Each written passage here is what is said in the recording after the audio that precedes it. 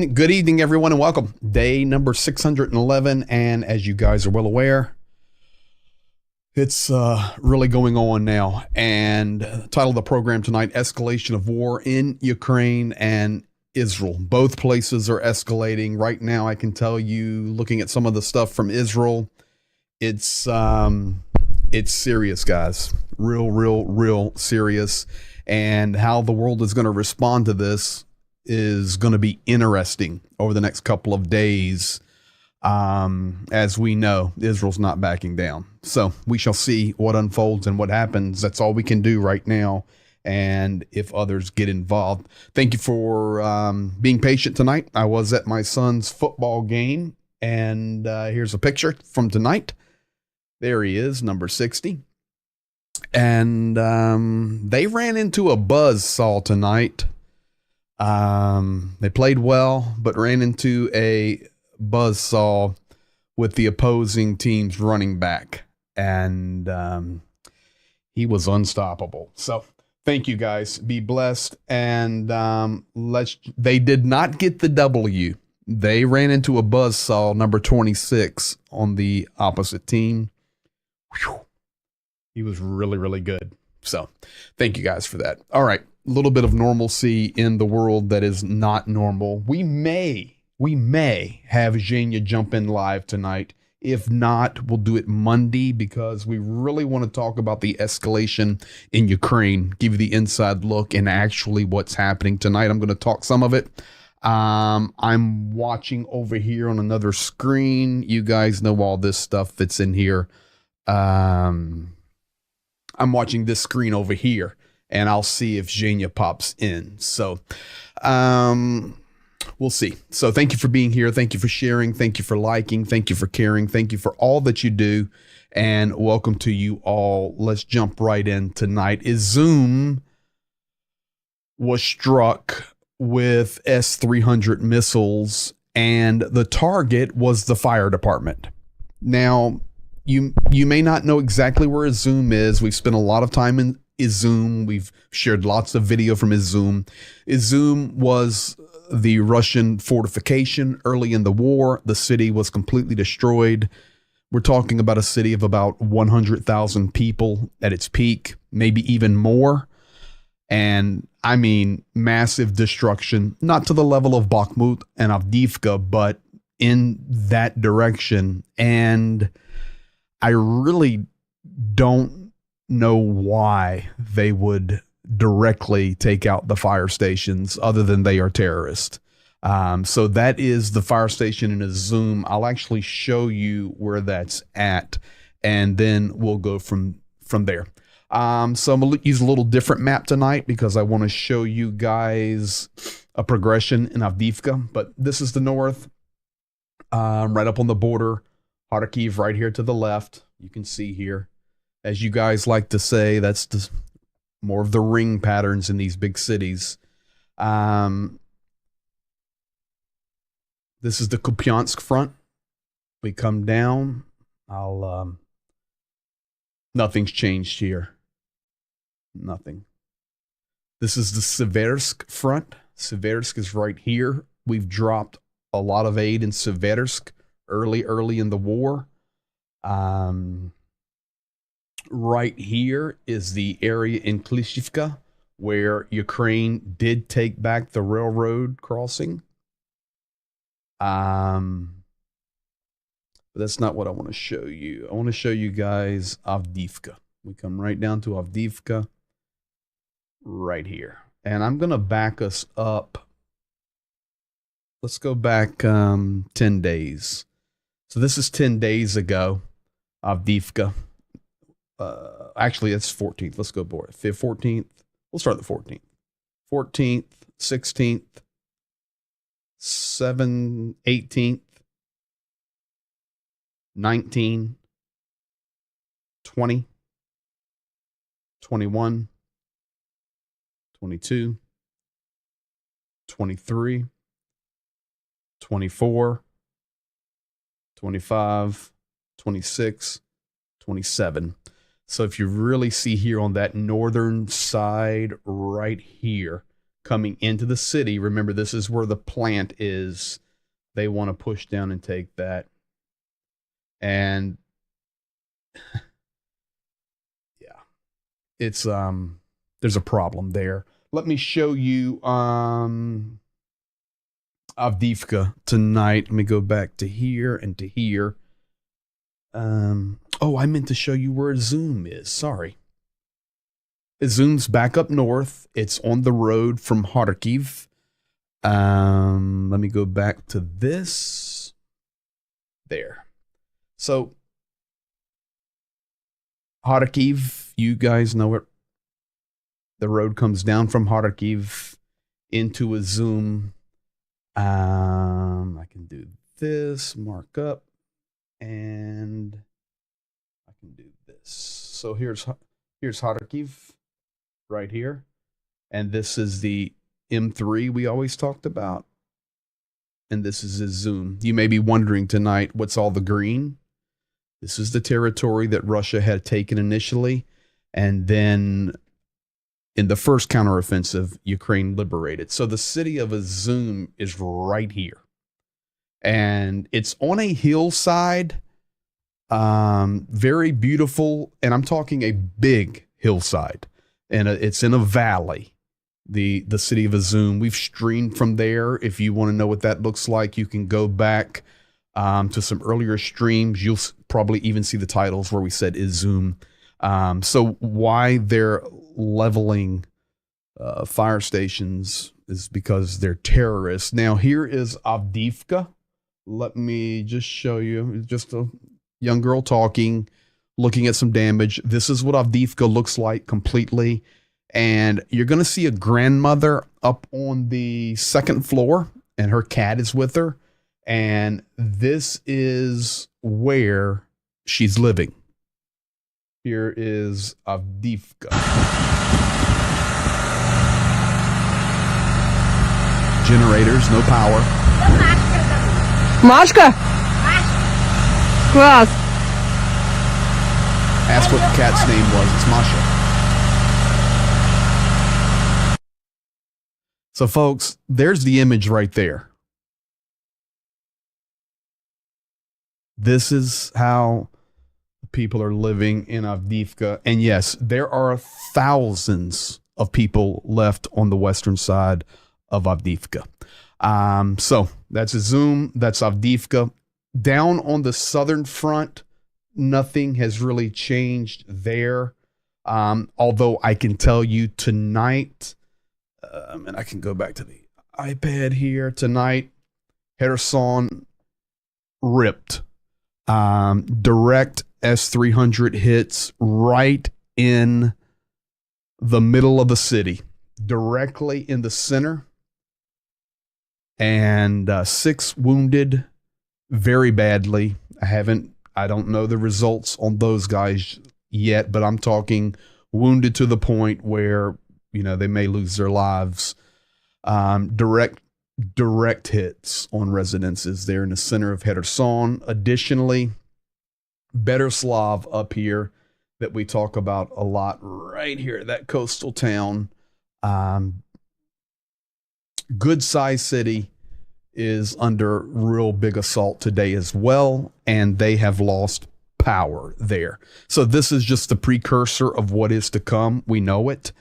They're going to be going after the power and after the infrastructure. Now, I like to show you this as we start. Kherson and Mykolaiv region under general air alert right now. We'll see if that changes during the stream. So there's Izum. Now, Romania, drone defense is active now on the border. Let me show you guys this. In fact, I think I'm going to do it on the air raid map. It may be better. So Moldova's border, in fact, I'm going to do it on the air raid map. Let's do this. Where have they deployed the systems? It's right here. This is the border. So you can see Ukraine here and then come down to Odessa and right on the tip of Odessa. That's where the Danube River is, and Romania has deployed air defenses there to protect them against drones. Now, what'll be interesting, and this is from the president, Klaus Ioannis, and what'll be interesting is if they start taking drones out of the air on the Ukrainian side. They said what they're going to do is protect against debris or if drones come over into Romanian territory. But it will be interesting. You know, the river there, not that wide in some places, just a couple hundred meters. It's nothing. Other places it's wider. So it would be very simple for Romanian air defense to shoot down on the Ukrainian side. So we shall see. We'll see. But it's happening. Now, I wanted to show you guys this tonight. This is in final testing right now. And you may say, well, what is that? That looks like a metal detector connected to a drone. That is a metal detector connected to a drone. It's a special metal detector. This is the design of Ukraine. And what is that for? That is for demining their territory. You know, when we talk about equipment, and Ukraine right now has very little demining equipment. It's one of the major issues for the counteroffensive. Not only has there really been problems with supply, Ukraine's still battling corruption, but the mines, there's so many, they really can't move these lines effectively yet. So this is Ukrainian invention. It's operated off of a drone, and they can fly it over the ground and check it. We'll see. It's interesting, but the reason I wanted to show it to you tonight, guys, is, you know, this is what Ukraine is having to do, and they're having to use ingenuity. I mean, you know as well as I know, that's just a regular metal detector, and they've connected it to a commercial drone, and they've modified it with technology. That's it. And now they're going to mass produce those. Yeah, I don't know how much ground that's going to clear, but it's better than nothing.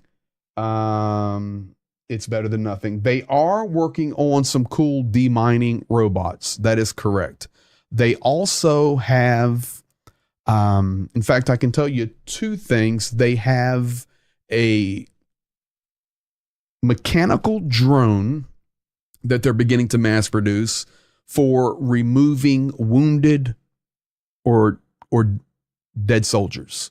And it goes in low to the ground. They'll connect them and drag them. Additionally, we have some video out in our region from Khmelnytsky. I'm just not showing it. I think I showed it on Patreon. So I can show it. It's a troop carrier. It's a drone. And I mean, Ukraine is being very ingenious in what they're having to do. Now, here's a problem, and this was stated today by Lithuania and their foreign minister. He says, listen, we had promised Ukraine 1 million shells out of the EU. Now, this is EU. This is not US or other nations that are non-EU, US supplying. This is EU. Lithuanian guy says, listen, we have a problem here. We had promised 1 million, and we are multiple nations in the European Union, some of the most wealthy nations in the world. And we've provided 300,000, and he called it out. North Korea has provided Russia with 350,000 to this point. And he called out the EU. He called out their own infrastructure saying, listen, what are we doing? What are we doing? And now, guys, you layer on top of that, literally, as close as we can get to a regional / world war that's been since World War II. It's going to be interesting what starts to happen with the with supplies. We'll just be honest about it. We can promise what we want, but I'm going to show you some stuff tonight that kind of interesting. The new Prime Minister of Slovakia, his name is Robert Fico, confirmed that he, meaning Slovakia, will no longer support military aid to Ukraine. He said, better 10 years of peace negotiations than 10 years of killing each other without any result. Let me interpret that and tell you what's really going on. Slovakia, this guy and the new regime in Slovakia is pro-Russia. Slovakia now pro-Russia. I know they said they're going to supply humanitarian aid. Listen, this cat here is pro-Russia, and he's elected. You know, I remind you that if you go back and do some research studies from early in the war, first 6 months, it was Slovakia that was supplying so much for Ukraine. Where is Slovakia at? It's right here. I'll just show you on this map. You got Romania, Moldova, Hungary. The Slovakia comes in and touches the southwestern corner, the Zakarpattia region, the mountain region, Slovakia right there. So it is a neighbor of Ukraine, and they no longer are going to supply military aid. It's a problem. Pro-Russian Orban said, because there were EU meetings over the last couple of days with all the big boys there, he said that he does not plan to apologize for the meeting with Putin, and he is proud of his strategy. And I'm quoting now. He says, you have a war strategy and we have a peace strategy. And we want to do everything to ensure there is peace. Therefore, we support all channels of communication with Russia. Otherwise, there will be no chance for peace. This is our strategy, and we are proud of it. We are the only ones, Hungary, who speak for peace. We will block additional funding to Ukraine. And that was happening today with the blocking of funds. Now, I'm going to show you guys something. You know, I know Israel's dominating the news right now.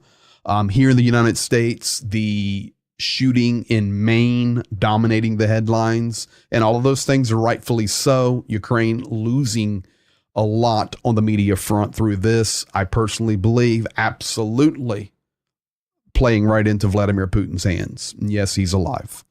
Let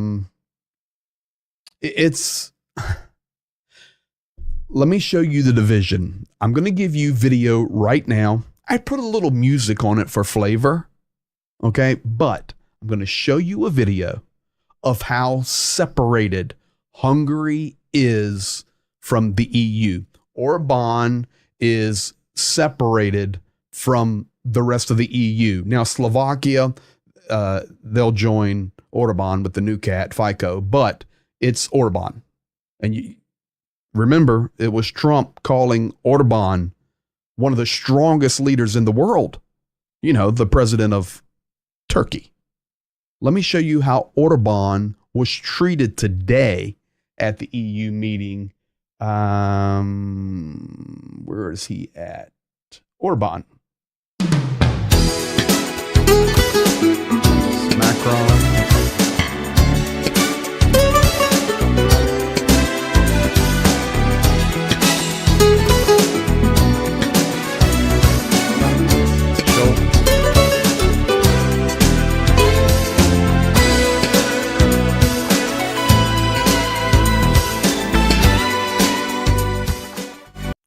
So listen, guys, that's real video. I added the music for flavor because I think it fits him having to stand over by himself.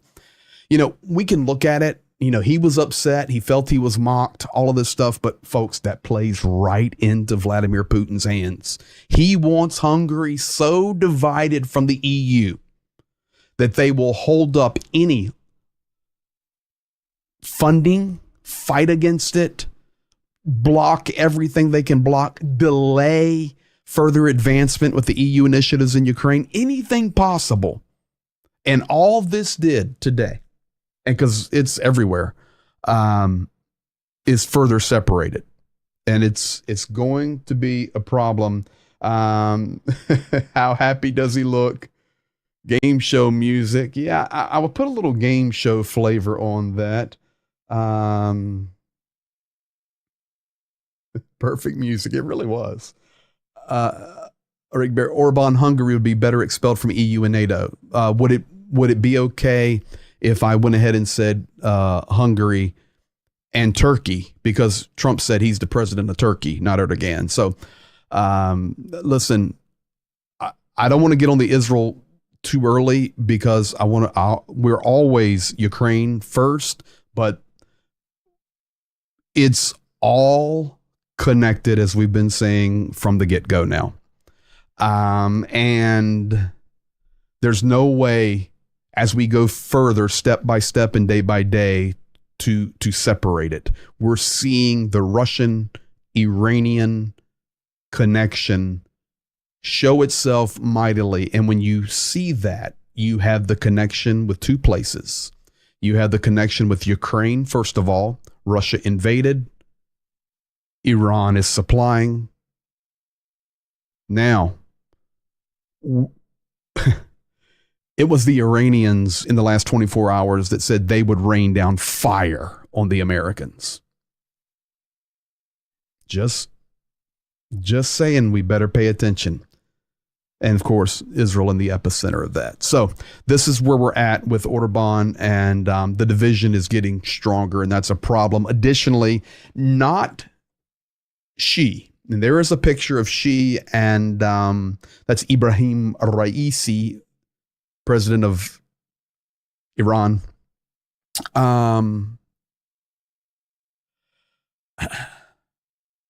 The butcher of Tehran, by the way. Go back and look in your history. So it wasn't Xi, but it was the foreign minister, or one of the ministers of China, said, wherever Iran goes, we will stand with them. So standing with Ukraine, not going to happen from China or Iran. And of course, standing with Israel, not going to happen from China, Iran. If you find this happening, then what you see is the coalition further having reasons to connect. And that would be Russia, Iran, China, North Korea. And there are others we can throw in there, but those are your main players. And all this is doing, whether it's Ukraine, whether it's even the actions in the EU with Orban being separated, it all plays into the game that brings these other nations together. And we'll see what happens. By the way, Vladimir Putin is alive. I know this trash runs around Twitter. And come on, I'll tell you when he's dead. He's not. In fact, today he was touring space manufacturing and a rocket facility for weapons and space. He also met with the Russian Jewish rabbi, the head rabbi in Russia, photo op. And he also had meetings with Kirill, all today. He's alive. Here he is, touring. He's touring the space and rocket.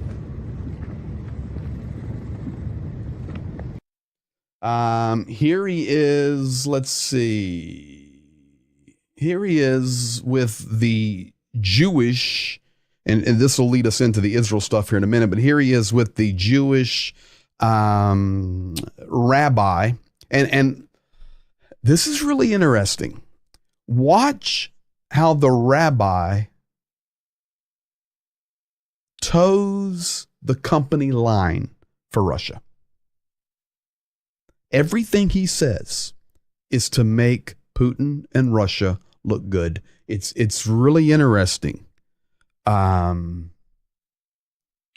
I voiced it over for you. Mr. Rabbi, please. Mr. President, first of all, thank you very much for your initiative to bring us all together, for your speech. I think that every word you said should be written down and placed everywhere. We really need to come together and do everything so that we can go home. They can go home. We know that there can be no negotiations with terrorists. We need to solve this and for there to be peace in the Middle East and, God willing, around the world. Thank you. Thank you for bringing to light our fundamental values as well. So there you have it, folks. You know, and yes, that will be, already has been, plastered on Russian media. Look, our president thankful. Look at the Jewish rabbi saying, your words should be posted and written everywhere. What words was that? That was the words, the way Putin suggested that Israel should not do what they're doing. We need to protect the Gazans. However, at the same time, there is religious freedoms and they were attacked. They can defend themselves just like we were attacked from Ukraine, and we can defend ourselves because it's our sovereign land in Lugansk, Donetsk, Zaporizhia, and Kherson and Crimea, which is all lies, of course. It's Ukrainian territory. But you see, this is just the twisting of all of this stuff. And I mean, utilizing faith to do it. The Jewish rabbi sitting with Putin today, praising him. Your words should be everywhere. It's nuts. Tim Ryder, my friend, you'll tell us when he's dead. I will tell you when he's dead. Can I arrange it? Can you help me? I'm heading over into December. I doubt I can arrange it. Man. It is interesting. It is crazy. Here is Kirill. Listen. Okay. This is what Zhenya and I were discussing earlier. And I'm going to get him on here Monday live. I think he's asleep. I don't see him over there. He had a brutal day. Listen. The Russians, and specifically the Kremlin, are the cream of the crop of propaganda. They control many narratives in the United States, in the European Union, and around the world. I know it's hard to believe, but they do. And they're brilliant. The war escalates. And on the same day the war escalates, Putin is sitting there with the Jewish rabbi. And Kirill, they bring him to the Kremlin and he speaks about Israel and how things should be. They're masters, guys. Absolute masters. Here is Kirill. We must do everything that we can to prevent a real big war from breaking out in the Middle East. Because for most people in the world, the Middle East is linked to their religious roots. Therefore, conflicts can be colored in these religious tones and words, and this is dangerous. So we need to make every effort possible, peaceful efforts, diplomatic efforts, to prevent this potential conflict from taking place in a much stronger way. So there you have it. This is what's, you realize that is Putin's personal reporter. They're putting it out. They're playing their game. Okay. But they're right where they want to be. Now, title of the program tonight, Escalation of War in Ukraine and Israel, what happens next?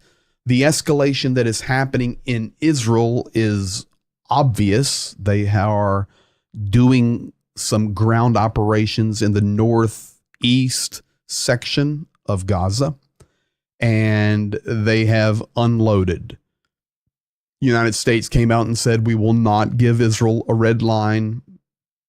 And we're going to see, guys, nobody can predict it. Nobody would have predicted this, where we're at, whether in Israel or Ukraine. Never. And here we find ourselves on October the 27th.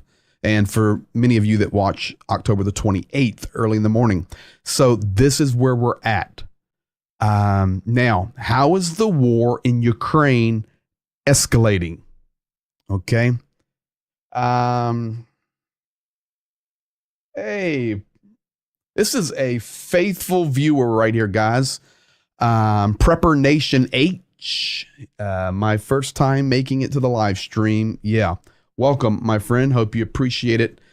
Rick Berry, you're right. Soviet propaganda machines control media and college narratives since back in the 60s. That's correct. That's correct. And the world doesn't get it. Now, how is the war in Ukraine escalating? Today, Zhenya and I worked on this because, to be honest, militarily, Ukraine is, I don't want to say struggling, but I know you guys are very, very, a lot of you guys are veterans, and I thank you for your service. Are we at the stalemate area right now where they're just popping back and forth? And, you know, I mean, Avdiivka's going to fall. Avdiivka is going to fall. You know, we told you 9 months ago when Severodonetsk, it was going to fall. And the world's going, no, it won't fall. They're going to hold on to that. And then they came to Bakhmut and they stayed on the outside and they leveled it. And we told everybody, we know it's going to fall. Ukraine's holding out as long as they can to get more reinforcements. Where are we hearing this from? From our Azov personal friends who are fighting in Bakhmut. And they told us, listen, it's going to fall.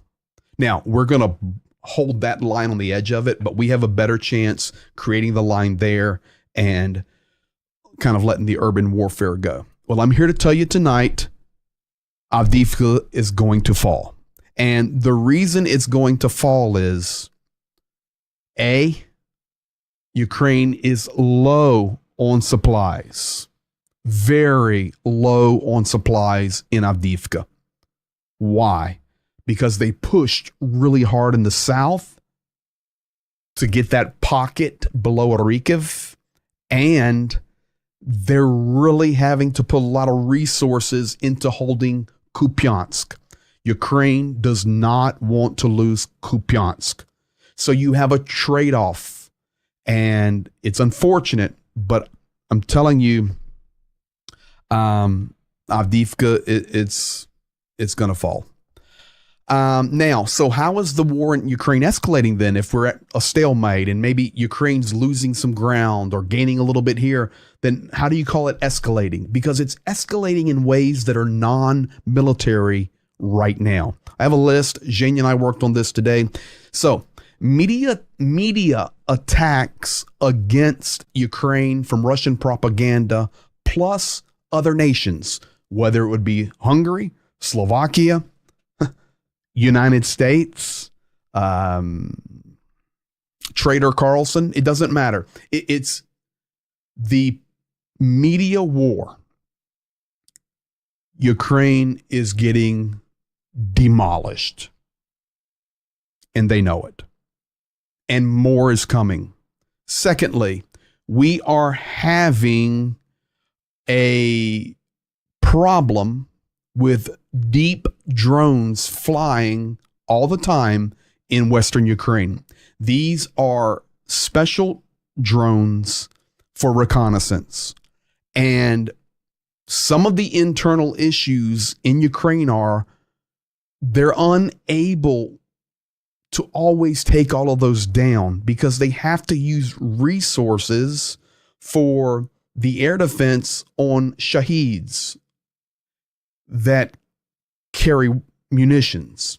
These other drones that are doing reconnaissance, of course, they want to take them down, but they have to use their supplies wisely. They just can't unload nonstop on everything that flies over their head. So Ukraine is, I don't want to use the word inundated, but there is a significant increase in reconnaissance drones flying around Western Ukraine. This is why, in addition to collaborators and inside information that both are doing, whether it's in Crimea and Ukrainians there are helping, or even in Russia, there are people in Russia helping Ukraine. The same happens in Ukraine. So these deep drones flying are creating some problems. Thirdly, the attacks have begun on the infrastructure for winter. They're hitting them regularly now. Fourth, the open supplying of weapons from North Korea, China, and Iran. It's open, guys, especially North Korea and Iran. China is showing their hand now. Up to 100,000 prisoners have been released onto the battlefield in exchange for freedom and money to their families. This is why you hear a little less about mobilization in Russia, because they're just pulling prisoners out and sending them to the fronts. 6, decrease of aid and supply moving into 2024. Ukraine already knows it. They know they're not going to get the same levels.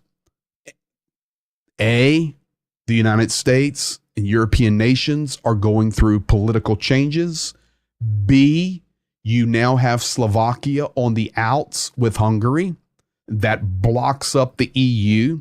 Thirdly, you have Turkey that was a big supplier early, especially with Bayraktar and the drones. And now the division due to the war in Israel is really pushing Turkey to reevaluate their positions. Fourth, the United States, so connected to Israel, they understand, and rightfully so, but they understand. They know on the inside, we may have a problem in 2024. And number 7, silence in the media as the war in Israel rages. You know, you can do your own experiments, your own looks, go to any place and just look. You're going to see, you know, I'll just do it for you here. And listen, I don't use any of these sites, but I'll go to it. Here's CNN. So we got the main guy. And here, Israel rejects call for the truce. Hamas, Trump, Night Court, Richard Mall. Oh, that's too bad. Let's see here.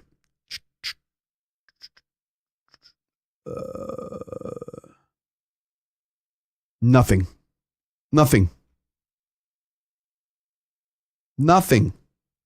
Let's go Fox. Manhunt over. Shooting. Full support. U.S. will not draw red lines for Israel. Dems talking to Biden. Squad members that are traitors and need to be put out of America. George Bush throws out the first pitch in the World Series. O'Leary on economy.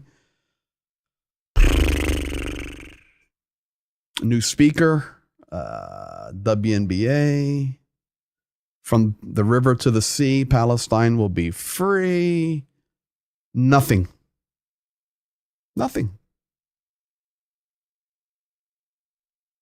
So, you know, just a couple of samples. The story is gone. Are they actually giving the money to prisoner families for fighting in the war?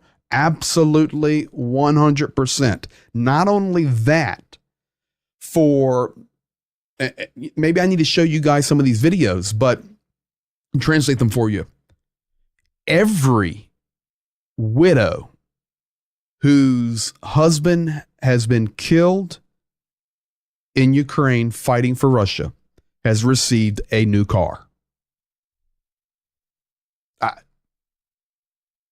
They have them lined up, little silver Ladas. I know that you're going to say, oh, well, you know, they were given money and some bought cars. No, they have them lined up, ready to give. And they're giving them dink, dink, dink, dink. Yes, prisoners' families will receive money and the prisoners will receive freedom. It's unbelievable. Now, here is a sample of the fake news, and this is a problem. This is a problem. This is Rustam Umerov. You say, well, why is this a problem? He has Muslim connections, Arabic. He's a Tatar in his ethnicity from Crimea. So Russia is pushing this massive story right now about Rustam Umerov. All fake news. Here's what you hear. And then American media picks it up. I was watching Tucker's trash in Russia today. He's pushing all of this stuff. Here are some of the quotes. Corrupt Ukraine sells weapons to Hamas terrorists because of Umerov. Ukraine uses the grain corridor for illegal arms trade down to Hamas. Rustam Umerov uses his own connections in the Arab world for the illegal arms trade. Lebanon's opening of the market for Ukrainian agricultural products is used for illegal arms trade. These are the stories flooding, trying to discredit Umerov and to discredit Ukraine. That stuff, my friends, is not true. None of it. Okay? This is what we're talking about. This media war is escalating. Of course, the military side, we're seeing, and we will see, going to be very interesting to see how hard is Russia going to put the assault on the energy infrastructure. Because remember, Zelensky said, whatever you hit of ours on the infrastructure, we're going to hit yours. Folks, what happens really? What happens? And we just remember the way we do things is we wait and see. We're not going to tell you something and come back a week later and say, no, that wasn't true. We don't want to do that unless it's a mistake, and we'll admit the mistakes. But really, what happens when Ukraine starts hitting Russian infrastructure, power plants with ATACMS? Because if Russia keeps doing it, Ukraine's going to do it back. It's going to happen. Zelensky doesn't say something, then they do not do it. They're not going to just take it this year. You punch us, we're punching you. What really happens then? Nobody can answer that. We shall see. Now, this is where we're at. I can also tell you, in addition to that, it's been over 30 days since Russia has fired cruise missiles. They've got plenty of other resources, but certain cruise missiles they use. And Ukraine coming out today and reiterating, we do not believe that they're out of them. They have less for sure, but we know they're manufacturing them. And when it gets a little colder, we're expecting them to be hitting our places. Listen, David Sachs, this big businessman out of South Africa, and Elon Musk, of course, South African American. Washington gave Ukraine $100 billion last year, claiming this would push the Russians out in a successful counteroffensive. In fact, the lines hardly budged. If anything, Russia gained territory. That's not true. It's borderline, though. Now, D.C. claims another $60 billion will get the job done. You're a fool if you believe this. Now, listen, common quote, guy's a billionaire from South Africa. But here's what we pay attention to. And I hate to do it, but the man has so much influence. We have to pay attention to it. Elon Musk tweets back, a lot of fools out there. This is a part of the escalation in Ukraine. Media, those that are influential. Trader Carlson is influential. Elon Musk is influential. There are people that are influential. Donald Trump is influential, who praised Orban. Let me remind you, Donald Trump praised Orban. And how was he treated?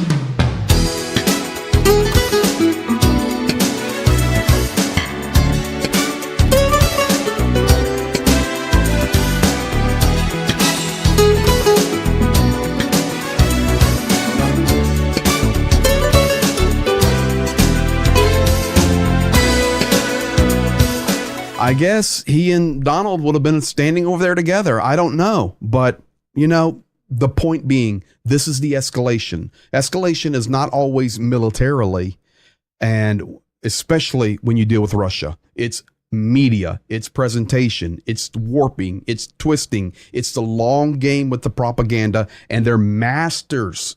And right now we see it unfolded. And then when you have people like Trader Carlson, and you have people like Elon Musk and Donald Trump that say these certain things, there are millions of people in the United States that live and breathe off every word that comes out of Carlson, Musk, and Trump.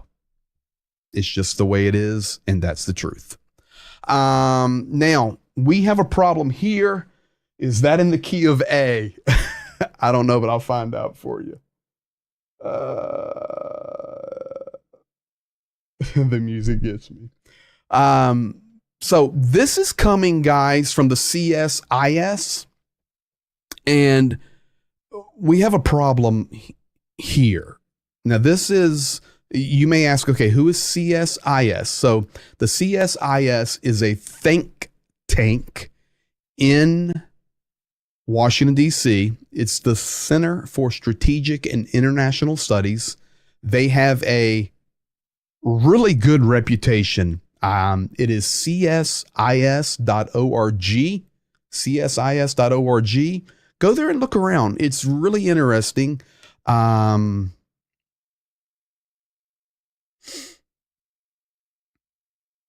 These are their experts. And I'm talking, you got political backgrounds, you've got military backgrounds, you have left, you have right, you have middle, you have multicultures. It's legit, guys. And they do strategic studies not only on war, but everything. Health, climate. I mean, listen, everything. That's what they do as a think tank. And it actually started, I had it here. It started with, in the Cold War, right here, 1962 is when it started. And one of their very well-known U.S. senator was at the beginning of starting this. And I read about it because I wanted to tell you guys. But it legit, very legit think tank. So this is what they released. They are concerned about the replacement times for key systems that the United States has sent to Ukraine and is sending to Israel. And no politics here. They're just doing math. Okay. So this is their analysis. For example, inventory replacement time for key systems. So your different columns here, the number transferred to Ukraine, the production rate, manufacturing lead time, production time, and total time to rebuild the supply. So basically what we've done is we have given out a lot of our inventory. And of course, we've also tapped into our strategic oil reserve. You know, we really got it going on well. So we've transferred to Ukraine 155 millimeter ammunition. And listen, these guys are not anti-Ukraine. They're just, it's a think tank. How many do we make a year? 93,000. And it says inventory rebuild not possible because of U.S. training requirements. At a surge rate We can manufacture 240,000 a year, 12 to 18 month lead time, 44 months total production. The time required for the United States to rebuild our supply to pre-Ukraine war is 5 years. Javelins. We've given 8,500. We make 1,000 a year. Surge rate, we make 2,100 a year. 24-month lead time. Production time, 12 months. 5.5 to 8 years to rebuild our supplies. HIMARS, 20. That's 20 HIMARS units transferred to Ukraine. We can make 20 of them a year. 26-month lead time, 3 years to replace those 20. Again, you got the surge rates with 72. GMLRS, we've given thousands, production 5 or 10,000, depending on the surge. Stingers, it's really interesting, the analysis here. And the reason I think it's interesting is we're so close to being involved on the ground in Israel. It's crazy. And if Iran goes sideways on us and attacks us, like legitimately attacks us, not just these proxies, will we have enough supply? I don't know the answer to that. I know we have great soldiers and we have great equipment, but we've given out a ton of supplies. We have no industrial base anymore. That's correct. You know, guys, correct me if I'm wrong, but World War II, didn't Detroit even adjust their assembly lines? You know, the Henry Ford genius of the assembly line for supporting the war effort. What do we have now? You know, very little. We live in a different world and it's sad. So that's a problem. Now, you guys know this, and I'll close out with this.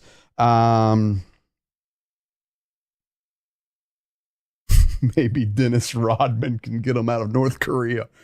You know what's so funny, Ricochet, is that's really where we're at. I mean, the world's on the brink of World War III, and you know, the memory does come to us of Dennis Rodman visiting USA. Hamish Campbell. USA is not alone among Western countries in having relative diminishing industrial base for supply. Yeah, it's a problem. And here's the thing. Vladimir Putin knows it. And Xi Jinping know it. And they've been waiting for this. Vladimir Putin wants the war in Ukraine to drag out forever, because it puts him into the place of power. And I know everybody talking about, well, you know, Putin's going to die, da, da, da, da, da. You know, forget the rumors. He's actually doing pretty well in his health, to be quite honest.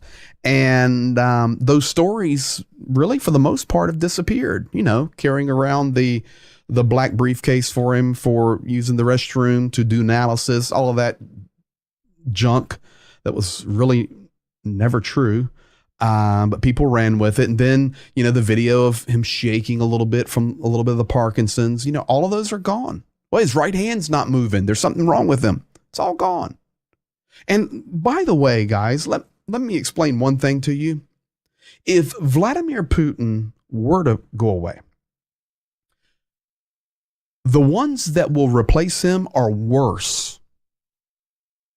There would have to be a revolution inside Russia for them to change what's happening. So now, escalation in Gaza, you guys know it. It's everywhere. Israel has moved in. The IDF officially, and this is directly from the IDF.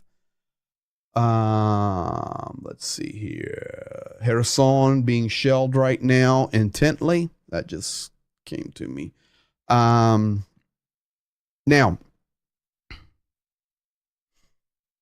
the IDF stated just a few hours ago that we've not begun our full ground invasion. This is just the precursor to our ground invasion. But yes, we are invading on the ground. So a little bit cryptic there. Folks, they're going to unload and nobody's going to stop them. It will be interesting. You know, Iran's waking up this morning to the United States saying, no red line. Putin's waking up to no red line. The terrorist organization's waking up to no red line. The rumors that were running around that Hamas wanted to do a ceasefire for 5 days to stop Israel, that was not true. What that was a couple of low lifes in Hamas putting that out, not real. Hamas is firing rockets into Israel nonstop. It's war, and that's where we're at. Oh yeah, thank you. You're right. Trump praised Putin, Orban, and Rocket Man North Korea. Perfect POTUS for 2024. If you want another dictatorship, U.S. Chief of Staff testified this week. No stolen election, the most secure election. Yeah, it's, you know, it's the world which we live. So here is escalation in Gaza. هائل نجده الآن في غزة. مشاهدينا كما تلاحظون هناك قصف ينتج عنه وميض هائل في مدينة غزة التي يخيم عليها الظلام. قصف شديد جدا كما تلاحظون هناك وميض يتصاعد من أفق مدينة غزة. هناك في الواقع قصف على أكثر من منطقة أكثر من وميض يخرج في نفس الوقت. وسحب الدخان كما تلاحظون تتصاعد من المباني التي تعرضت قصف كبير. Here's some direct.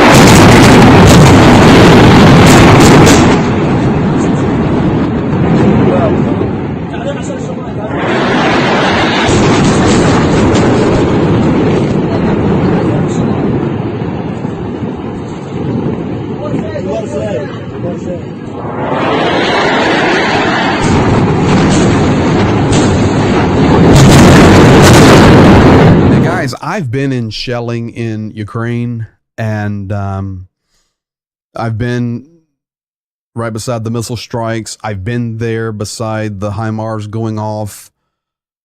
But man, I'm gonna just be honest with you guys. See nothing like that, and I they're going at it now. What's happening is protests are happening everywhere. I could have played you tonight 50 videos of protest, whether in the United States or in nations around the world. But I'll just give you a couple. Here's Jordan. The reason I show you Jordan because it's close.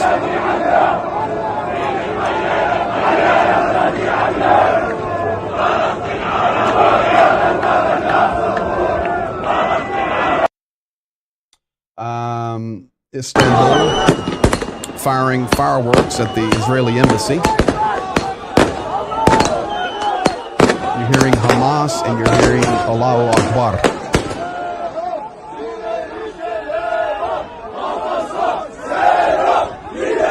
That's Turkey. Here's the Brazilian president. This is not about arguing over who is right or who is wrong, who shot first and who shot last. This is the problem.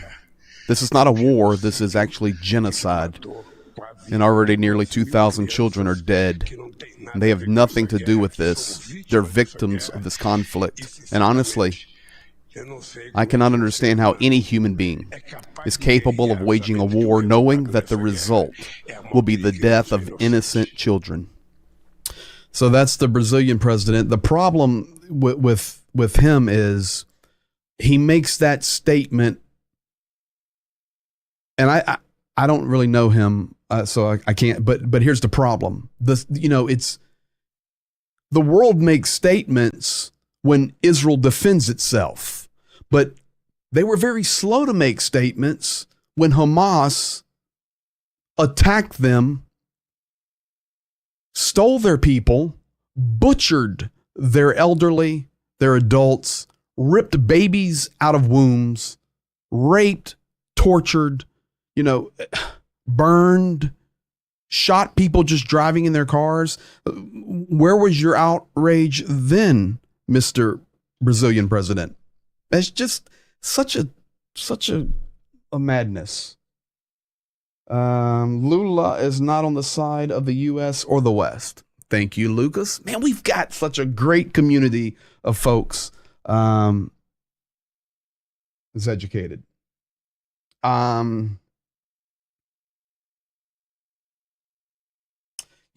That's a good comment, James. I think people have forgotten the true meaning of genocide, used way too loosely these days. I agree. True. Raccoon, bless you, my man. Been talking more to Jonathan, and we're working on that. Anyway, Warrior Gently, Brazilian leadership, always a joke. It is. It's just where we're at, guys. And I wanted to show you that. I don't have to sit here and show you videos of what's happening around the world. You know it.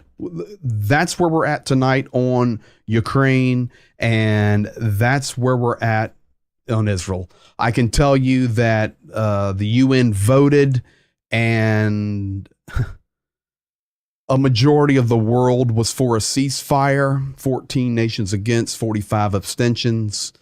And I will tell you, here are the direct quotes after this vote. And that vote happened, during this invasion into Gaza. Israel's UN ambassador Erdogan says this day will go down in history forever as the day when the UN, which was established after the Holocaust, completely lost its legitimacy and relevance. Today, it was made clear that most of the countries of the world do not want to prevent atrocities and massacres, but rather encourage atrocities and murder and help a terrorist organization to survive. Also, after this vote, the foreign minister of Israel, Eli Cohen, said, "We reject the despicable call of the UN for a ceasefire outright. Israel intends to act to eliminate Hamas, just as the world acted against the Nazis and ISIS." This is where we're at. This is Erdogan. You may or may not know this, but he has called for a rally tomorrow at the airport. Turkish President Erdogan calls residents of the country to rally in support of Palestine. I invite every representative of our nation to the Great Palestine Rally, which we will hold tomorrow at Istanbul Ataturk Airport, where we will once again demonstrate to the world our solidarity with our Palestinian brothers. So, guys, it gets really, really interesting when you see Erdogan connected to Putin. Turkey's not saying anything about Ukraine anymore. Now it's solidarity with our Palestinian brothers. We'll see. I imagine there's going to be a lot of people at that airport tomorrow when Erdogan has invited them. Finally, tonight, just showing you, here's Malaysia. This is a document out of Malaysian government. I was sent this today, and it said, Malaysian government's on the left's in Malaysian. I can't read Malaysian, but I have the translation. Malaysian government's education ministry issued a nationwide requirement that all national schools will carry out a week of solidarity with Palestine from 29th of October to 3rd November. I'm going to show you a video now of school teachers role-playing Hamas and all of them wonderfully supporting Palestinians. This is where we're at, guys. Like I said, I could have shown you 50 nations tonight. I could have shown you 25 videos from the United States.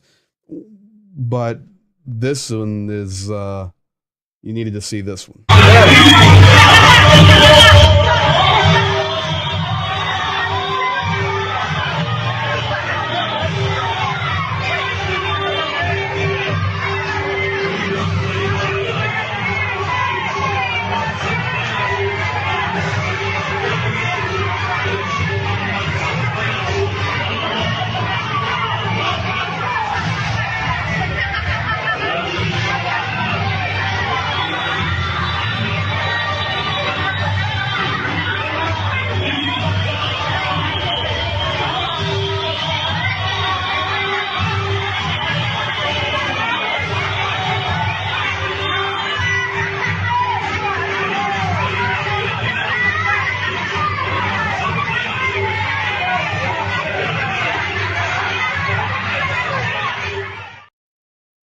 You have to see it to believe it. I'm going to close with this to tonight because Baldo, you nailed it. There's one connection here and it's religion. You know, that's what Kirill said. Remember? Kirill said that. He says, you look at this Middle East, all the world religions come into that place. Can you believe?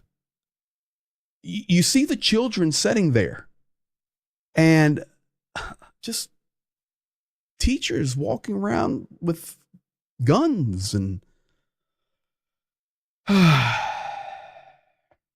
that's where we're at, guys. Thank you for being here. JDO, I see you popping in here. I was football game tonight as well with my son, but you can catch up. Appreciate all of you guys very much. This is the update as of now. I'll go back one last time on the air raid, and that's good news. We're quiet in Ukraine right now. All right, guys, you be blessed. You have a good one. Make sure you have the notifications on YouTube. That way, if something happens, we may be in here on Saturday or Sunday. If not, Monday, normal time, 9 p.m. Eastern Standard Time. You guys be blessed, and we'll see you soon. Слава Україні!